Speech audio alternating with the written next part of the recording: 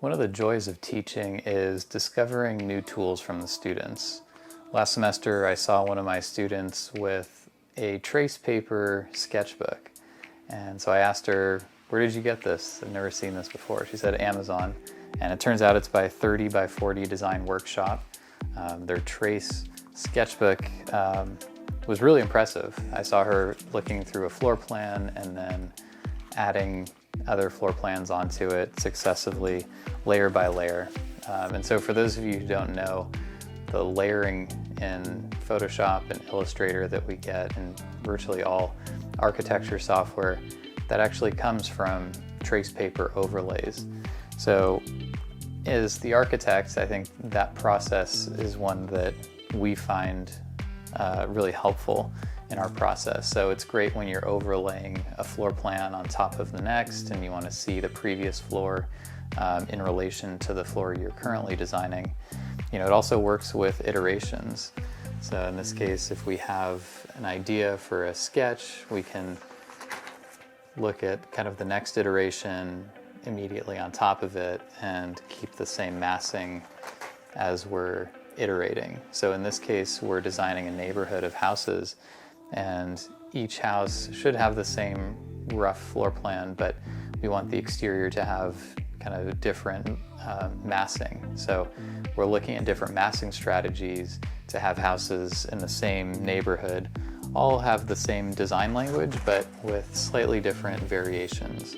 So what this is allowing us to do is it's letting us test ideas and overlay one concept on top of the next seamlessly. The sketchbook uses a 93-pound vellum, and it's imprinted with a 1/4-inch grid. What's nice about this is that you can isolate drawings. So once you're done with an idea, you can cover it with this slip and then continue on with kind of a blank background. So it's a really clever sketchbook, and it's helping our design process along really well. It also does a great job of taking marker ink without bleeding over to the next page. We'll be using a computational construction system called the FrameCAD machine, which allows the mass production of custom homes, each one unique with subtle variants so that there's a cohesive design language to the neighborhood without repetition.